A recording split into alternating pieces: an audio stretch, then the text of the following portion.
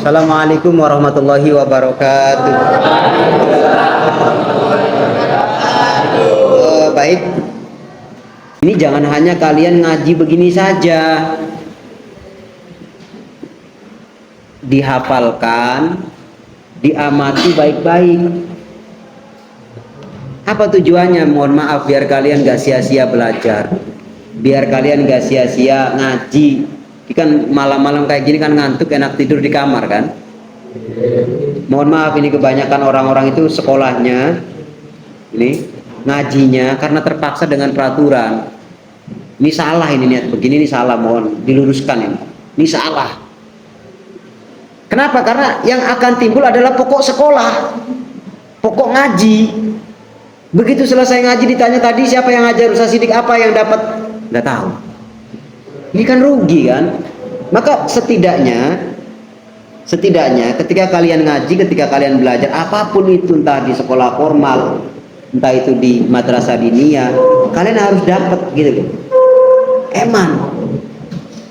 Apalagi mohon maaf, yang mungkin kita kan nggak lama di pondok. Kita nggak lama di pondok, paling lama kalian mulai SMP sampai kelas 3 aliyah ngabdi 7 tahun. Nggak lama loh, waktu untuk belajar itu nggak lama 7 tahun itu. Cuma yang menjadi pertanyaan ketika kita sudah melewati 7 tahun ternyata kita nggak dapat apa-apa, ini kan rugi besar. Apalagi ini jawahir ini menurut saya hal yang penting sebagai dasar kita, sebagai dasar keimanan kita. Mohon maaf kalau seandainya nanti di kemudian hari kalian kuliah ketemu dengan orang-orang yang ahli filsafat, ketemu dengan orang-orang yang ahli liberalisme, orang yang mengedepankan pikirannya, kajiannya melulu menggunakan akal pikirannya saja, ini kalian bisa menghadapinya dengan kitab jawahir. Kenapa? Karena keimanan kalian sudah kuat. Sekarang dipertanyakan banyak sekali pertanyaan-pertanyaan tentang tauhid yang menurut mereka tidak logika. Mereka tidak paham tentang Islam. Apapun yang terjadi di dunia ini, baik yang sudah kita alami, ataupun yang belum kita alami yang akan datang, itu sudah kepastian dari Allah. Takdir Allah. Apalagi yang sudah digariskan, yang catatannya ada di Lauhil Mahfuz, mulai dari kelahiran, kematian, jodoh, apalagi rizki, itu sudah ditulis di Lauhil Mahfuz. Makanya jangan sekali-kali kalian menganggap bahwa Allah tidak mampu memberikan rizki kepada kita sehingga kalian takut miskin,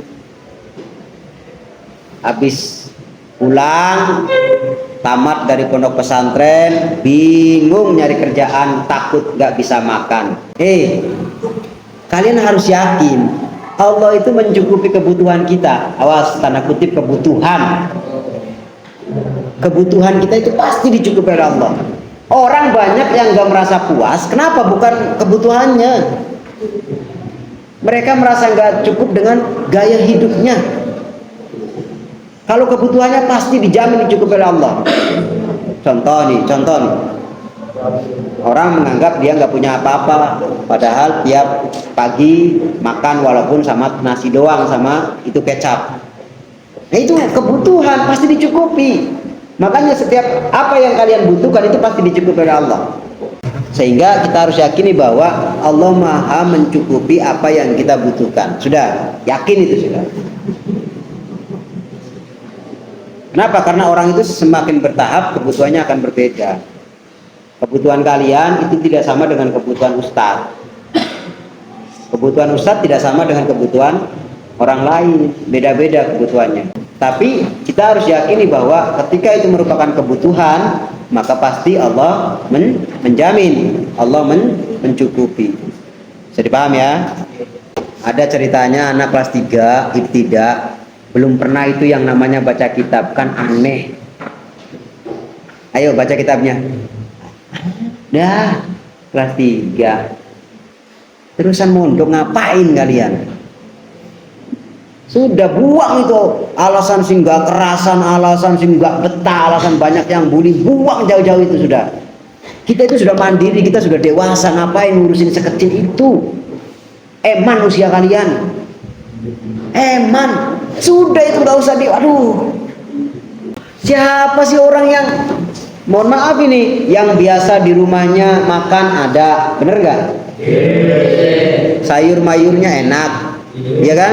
HP tersedia, bener nggak? Begitu di pondokan set nggak ada apa-apa. Siapa yang kerasan? Semuanya nggak kerasan. Yang membuat beda itu adalah bagaimana cara dia menanggapi nggak kerasan itu dengan beribadah, dengan mempunyai nilai. Seenggak kerasan pun kalian di pondok. Paham maksudnya Ustaz?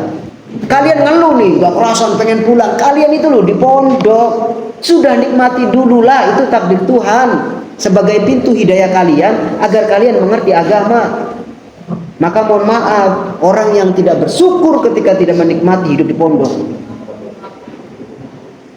Loh Ustaz juga dulu nggak kerasa, nangis, pengen pulang tetap begitu. Tapi ketika Ustaz memikirkan pengen pulang, ingat di rumah.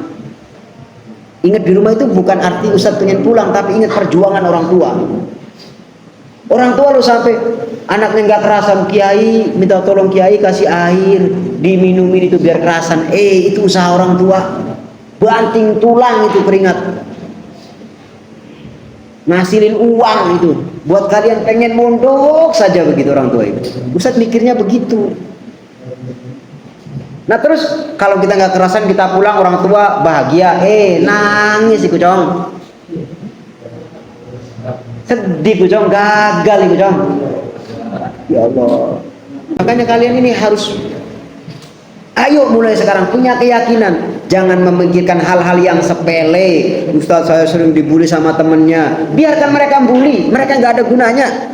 Tapi ini seumpama andai kata kalian dibully nih sama temennya, yang rugi itu bukan kalian. Kalian kuat mentalnya, maka yang rugi yang nangis itu adalah orang yang membuli. Percaya itu sudah. Kenapa? Karena ketika itu bulian tidak sampai kepada kalian, yakin itu sampainya kepada orang yang ngebully. Mohon maaf ini buat kalian ini, pegang ini ucapan saya. Semakin kalian nanggepi itu orang yang ngebully kita, semakin mengada-ngada itu orang. Benar itu. Biarkan saja cuek bebek sudah. Toh kita punya Tuhan yang pasti tahu dengan keberadaan kita. Itu bagi yang dibully, bagi yang ngebully, ini catatan ini.